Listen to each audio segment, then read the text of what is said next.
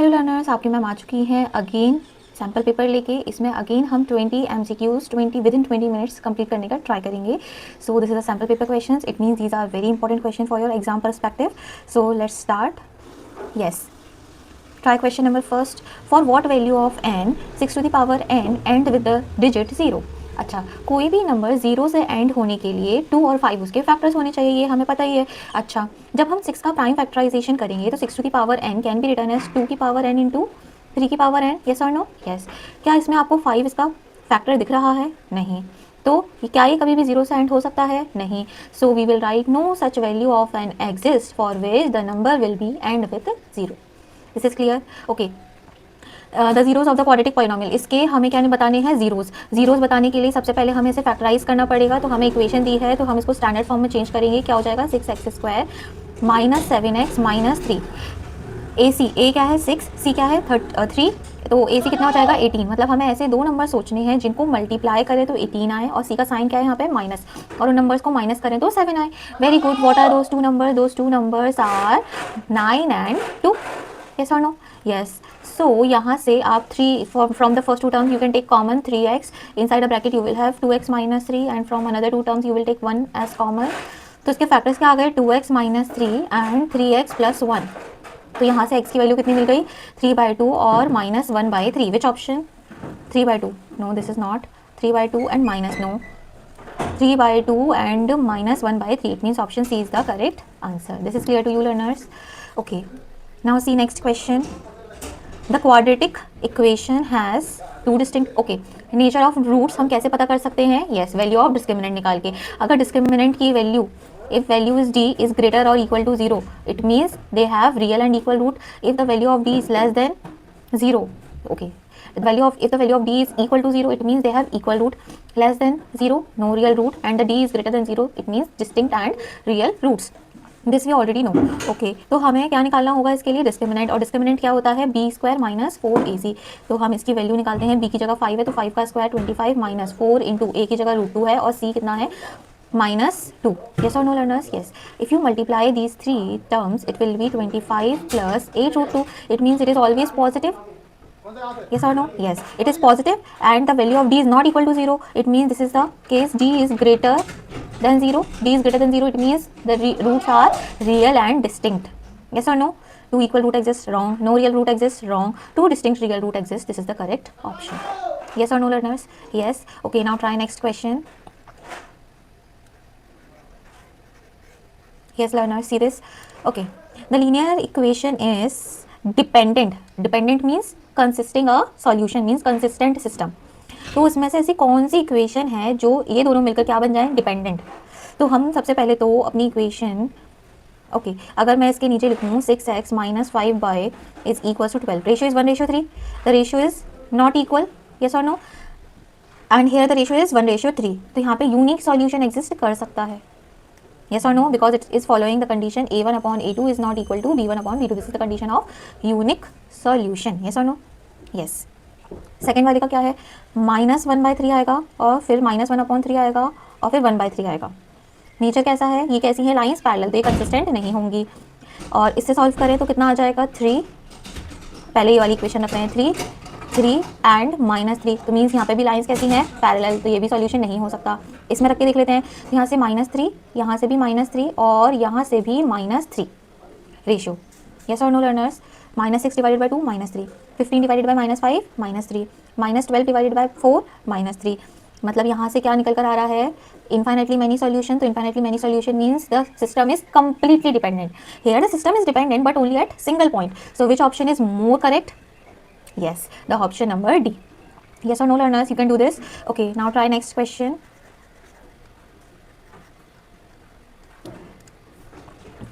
yes, for the value of n for which 84th is the nth term of the AP। n की ऐसी कौन सी value है जिसके लिए 84 क्या है? उसकी nth टर्म है। मीन्स हमें an दिया है 84, हमें क्या निकालना है? n निकालना है। हमें an का फॉर्मूला पता है, an is equals to a plus n minus 1 into d. an की जगह 84 रखेंगे, a की वैल्यू हमारे पास है 7 plus n minus 1 into D. D कैसे निकालेंगे? Succeeding term minus preceding term. Succeeding term कितनी है यहाँ से? 21/2 एंड प्रीसीडिंग टर्म इज 7। इन दोनों को सब्ट्रैक्ट करेंगे तो कितना आएगा? 7/2। तो डी की वैल्यू कितनी आ गई? 7/2। Now doing simplification, 84 minus 7 will be, yes, 77. Yes or no? Yes, 77 is equals to n minus 1 into 7 by 2. Simplifying it more, 7 this cancels 7 11 times, so 22 is equals to n minus 1. This implies the value of n is 23. Yes or no? Yes. So which option is correct? Option is the correct answer. Yes or no, learners? Yes. Now we are moving to the next question. See it. Next question. Yes, learners, try to do this.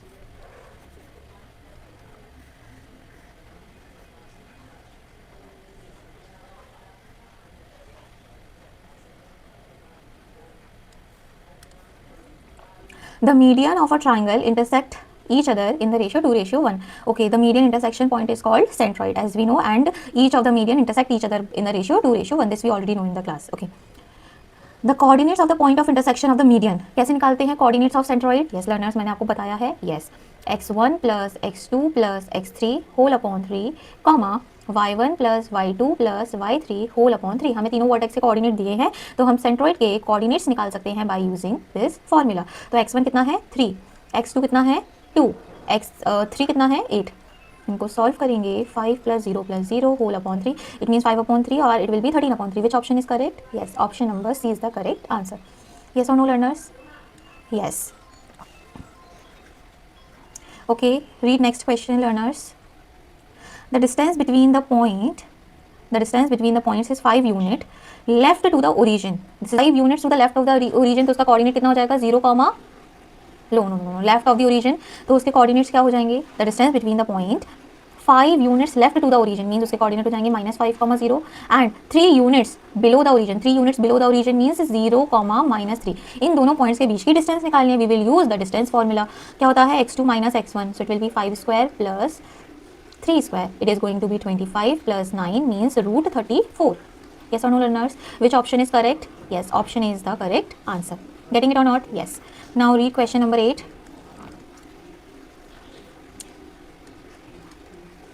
हमें क्या दिया है? sec theta minus ten theta दिया है, तो हमें sec theta plus ten theta. Okay, we know the trigonometric identity that 1 plus tan square theta is equals to sec square theta. तो हम 1 इज इक्वल्स टू क्या लिख सकते हैं? sec square theta minus ten square theta. Yes और no? With the help of trigonometric identity. Okay, और ये एक आइडेंटिटी है, algebraic identity, that a square minus b square is equals to a plus b into a minus b. Yes और no, learners? Yes, is equals to 1. हमें क्या दिया है? sec theta minus ten theta. तो इसकी जगह हम क्या लिख सकते हैं? a प्लस बी लिख सकते हैं, क्योंकि it is provided in the question. तो यहाँ से आपको sec theta plus ten theta की वैल्यू कितनी मिल जाती है? sec theta plus ten theta will be equals to 1 upon a plus b. Which option? Option B. Yes और no, learners? Okay, now see the next question. Try to do it by your own.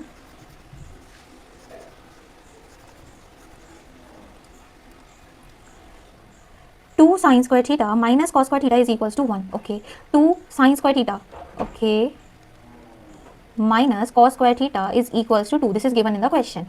Okay, minus cos square theta can be written as, yes learners, yes, sin square theta minus sin square theta. Okay, cos square theta can be written as 1 minus sin square theta. Simplifying it more. Okay, 1 minus sin square theta, yes or no? Instead of cos square theta we can write 1 minus sin square theta is equals to 2. Simplifying it, so 2 sin square theta minus 1 plus sin square theta is equals to 2. यहाँ से क्या आएगा? 3 sin square theta is equals to 3. It means sin square theta is equals to 1. Yes or no? Yes. So they are asking the value of theta. It means sin theta is also equals to 1, because taking cube root square root both side, and root 1 value is again 1. Okay, for which value of sine, for which angle value of sine produce one value? Angle, ऐसा कौन सा angle है जिसपे sign की value 1 होती है? Yes, 90 degree. So which option? Option number D. Yes और no, learners? Yes. Now read next question.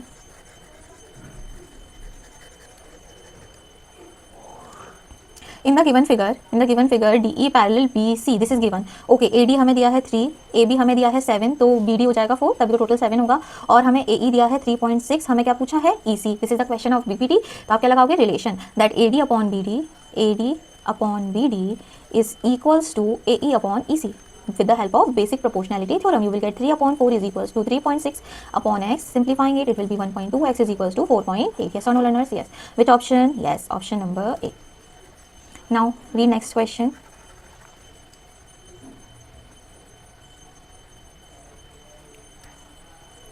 The length of of a 50-meter high pole decreases when the angle of elevation of sun increases from 30 degree to 60 degree. Okay, मतलब यहाँ पे क्या है, दो angle है। अच्छा, पोल की लेंथ तो चेंज नहीं हो रही है, शेडो की लेंथ चेंज हो रही है, तो हम एक पोल बना लेते हैं। दिस इज अ पोल जिसका ये शेडो है क्वेश्चन में, the length of the shadow of 50 metre high pole. Okay, the pole is 50 metre high, the length of the shadow decreases, decrease हो रही है कब, जब एंगल ऑफ एलिवेशन सन का इंक्रीज हो रहा है 30 डिग्री से 60 डिग्री। मींस पहले एंगल 30 डिग्री रहा हुआ होगा, बट अब कितना हो गया 60। तो यही पोल की शेडो की लेंथ क्या हो गई, डिक्रीज हो गई, क्योंकि जैसे ही हम एंगल बढ़ाते जाते हैं तो उसकी शेडो की लेंथ क्या होती जाती है, डिक्रीज हो जाती है। तो हमसे पूछा है कि वो कितना डिक्रीज हुआ है, the length of the shadow कितनी डिक्रीज हुई है, the length of the shadow of 50 metre is, मतलब हमें क्या निकालना है, ये वाली वैल्यू निकालनी है। येस और no, yes. Now see what we will use. हमारे पास दो राइट एंगल ट्राइंगल हैं, तो हम अगर इस वाले ट्राइंगल में ट्रिग्नोमेट्रिक रिलेशन लगाएंगे तो यहाँ से हमें देखना लर्नर्स क्या मिलेगा। हाँ, see this, tan 60 is equals to 50 over y, हमें एक तो ये मिलेगा। यहाँ से दूसरे ट्राइंगल से tan 30 is equals to 50 over x plus y, हमें ये मिलेगा। यहाँ से y इज इक्वल्स टू आ जाएगा 50 ओवर √3, तो यहाँ से 1/√3 is equals to 50 upon x plus y. Okay, यहाँ से आ जाएगा x plus y is equals to 50√3। Okay, y की जगह हम 50/√3 रख दें तो, और उसको ट्रांसपोज भी कर दें तो 50 कॉमन लें आप, एलसीएम वगैरह लें तो कितना आ जाएगा 3 - 1/√3, तो 100/√3। यस और no learners, 100/√3, 100/√3 which option, option number C, rationalise करने के बाद। यस और no learners, yes yes, you can do this by your own as we studied height and distance, sorry no what is it, height and distance. Yes yes learners, you can do it by your own. Okay, next, see next question, read it. Yes, okay, the tangents at any point of a circle only touch, so bisect, trisect तो हो ही नहीं सकता। the tangent at any point of a circle means they are asking this point of contact, the tangent at any point of a circle is perpendicular to its radius. This is the theorem number 2. Yes or no, the radius and tangent are perpendicular to each other at the point of contact. Okay, probability of 53 Mondays in a leap year. Okay, leap year has how many days? Yes, 366 days. तो हम इसे weeks निकाल सकते हैं, हमें पता है हर 7 दिन का वीक होता है, तो इससे इसको सॉल्व करेंगे तो हमें कितना आ जाएगा 5 and 2, 52 weeks, 52 weeks plus 2 days extra. अगर ये लीप ईयर है, अगर ये लीप ईयर है तो 2 दिन एक्स्ट्रा बचते हैं, मतलब 52 कंप्लीट मंडेज होंगे, 52 कंप्लीट संडे होंगे, 52 पूरे पूरे वीक होंगे, बट एक्स्ट्रा क्या बच रहा है 2 डेज। अब वो एक्स्ट्रा 2 डेज में कुछ भी हो सकता है, Sunday Monday, Monday Tuesday, Tuesday Wednesday, Wednesday Thursday, Thursday Friday, Friday Saturday, Saturday Sunday, इसमें से कुछ भी हो सकता है। तो हमारे पास सैम्पल स्पेस क्या हो जाएगा 1 2 3 4 5 6 7, सैम्पल स्पेस है 7। अब वो बोल रहे हैं कि 53 मंडेज होने की क्या प्रोबेबिलिटी है, मतलब हमारे लिए फेवरेबल क्या है कि मंडे आए वीक में, जो 2 दिन बच रहे हैं उसमें क्या है मंडे, तो वो किस किस में है, फेवरेबल आउटकम क्या हो गए 2 हो गए, तो प्रोबेब, और सैम्पल स्पेस कितना है 7, तो probability PE will be n E upon NS, तो कितना हो जाएगा 2/7। So which option, yes option number D. Yes और no learners, yes. Now try next. Yes learners, read next question. A pair of dice means 2 dice हैं, are thrown once, उनको एक बार throw किया गया, then the probability of getting the sum of number appear on both the dice divisible by 5, मतलब दोनों का सम मिला के क्या होना चाहिए 5 का डिविजिबल। अच्छा, तो उसकी प्रोबेबिलिटी क्या क्या हो सकती है, 5 से बिल्कुल डिविजिबल होना चाहिए, मतलब 5 का मल्टीपल होना चाहिए उनका सम। तो फेवरेबल इवेंट क्या हो जाएंगे हमारे 1,5, no, yes, these are the favourable events 1 2 3 4 5 6 7 out of 36, so 7 out of 36 means option number A. Yes or no learners? Yes, very easy question for you. Yes, okay, now see next question.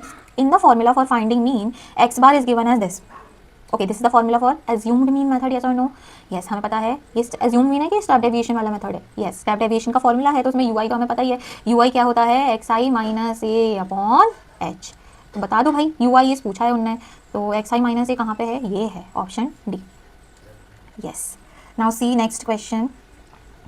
The circumference of the shaded region in the given 3 arcs of equal radius and half the length of the side of an equilateral triangle 4, मतलब हमें equilateral triangle की side 4 है तो arc length मतलब radius कितना हो जाएगा 7 7। Yes और नो, यस। तो हमें क्या निकालना है इसका circumference of the shaded reason, means ये निकालना है यस और नो? हम मान लेते हैं अगर ये इक्विलेटरल ट्रायंगल है तो ये सेंट्रल एंगल कितना हो जाएगा 60 डिग्री। मतलब हमें क्या निकालना है 3 times arc length, 3 times of the arc length having central angle 60 degree. So 3 into 60 upon 360 into 2 pi and r value is given as 7।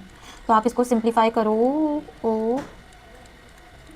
तो कितना आएगा 22। Which option? Option B. Yes और no learners? Yes. Now see next question, question number 17।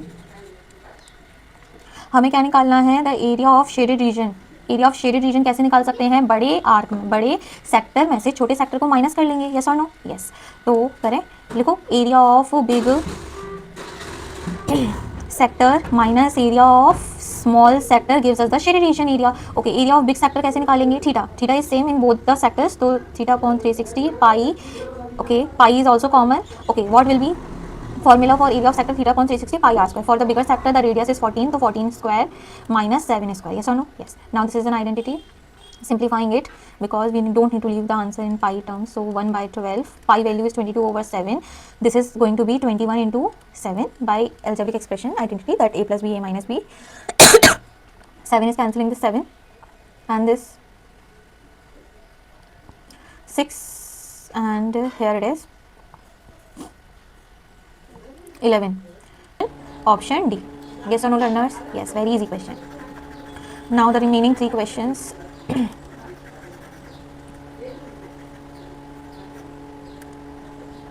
Yes. What they are asking, the angle between the two tangents drawn from an external point to a circle and the angle obtained by joining the points at the point of contact. Means हमसे क्या पूछ रहे हैं, अगर एक circle है और ये दो टेंजेंट्स हैं तो वो पूछ रहे हैं कि ये वाले एंगल और ये वाले एंगल में क्या रिलेशन होता है. These are yes complementary angle और supplementary angle. These are supplementary angles because this angle and this angle having a sum of 180 degree. So complete angle means 360. No. Linear pair हम तब use करते हैं जब हम straight line की बात करते हैं. तो स्ट्रेट लाइन यहाँ पे ऐसा तो कुछ है नहीं, तो कॉम्प्लीमेंट्री हो सकता है या सप्लीमेंट्री. कॉम्प्लीमेंट्री होता नहीं है, क्या होगा? सप्लीमेंट्री. यस और no? Yes. Now next read next question. इस क्वेश्चन में आपको थोड़ा मेहनत करनी होगी क्योंकि कैलकुलेशन फास्ट करेंगे तभी 20 मिनट्स के अंदर पूरी वीडियो कंप्लीट होगी. Yes learners, see this question. A short put off metallic sphere having radius this. Radius हमें दिया है, ये हम एक जार में डाल रहे हैं. When emerged in a jar of water displaces इतना वॉल्यूम ऑफ वाटर. अच्छा, तो मतलब हमें क्या निकालना है? Volume of metallic sphere. Volume of sphere का फॉर्मूला कितना होता है? 4/3 पाई. पाई की वैल्यू 3.14 ले लो into r square, sorry 4/3 pi r cube, so 4.9 का होल क्यूब. इसको सिंप्लीफाई करेंगे तो हम अपना आंसर निकालते हैं 4 इंटू 3.14 इंटू 4.9 का क्यूब डिवाइडेड बाई 3. तो कितना आ रहा है? 492.5 अप्रॉक्स. तो ये पहला स्टेटमेंट तो क्या है? सही है. So assertion is correct. Okay, reason पढ़ते हैं. The surface area, surface area गलत दिया है फॉर्मूला, तो ये तो गलत हो गया. तो ऐसा कौन सा ऑप्शन है जिसमें असर्शन सही है बट रीजन गलत है? तो C is the correct answer. Yes और no learners? Yes. Now see the next question. इसमें हमें AP की 3 कॉन्जिक्यूटिव टर्म्स दी है, तो हमें बोला है K की ये वैल्यू होगी. हमें पता है रिलेशन 3 कॉन्जिक्यूटिव टर्म्स अगर दी हों तो हम ये रिलेशन लगा सकते हैं 2B is equals to A plus C. So twice of B will be 8K. Twice of B will be 8K. A कितना है? 2K प्लस 2 और C कितना है? 5K plus 1. इसको आप सिंप्लीफाई करोगे तो यहाँ से क्या आएगा? 7K plus 3. यहाँ से K की वैल्यू हमें कितनी मिली? 3. मतलब असर्शन क्या है? सही है. The difference between the 2 consecutive terms is always equal. ये रीजन भी सही है और ये पहले वाले को एक्सप्लेन कर रहा है. ये क्योंकि according to this AB minus A is equals to C minus B. Yes और नो? यहीं से हमने पहला वाला रिलेशन डिराइव किया है. तो ये इसको एक्सप्लेन भी कर रहा है और करेक्ट ऑप्शन भी है. तो इसका करेक्ट आंसर क्या हो जाएगा? A option will be the correct answer. Yes और नो लर्नर्स? सो अगेन हमने ये 20 क्वेश्चंस 20 मिनट्स के अंदर कंप्लीट कर लिए हैं. सो ऐसे ही और क्वेश्चंस आपको प्रैक्टिस करने हैं तो प्लीज़ कमेंट MCQ. मैं आपको नेक्स्ट वीडियो में मिलूंगी नेक्स्ट 20 इंपॉर्टेंट क्वेश्चंस के साथ. Okay learners, bye.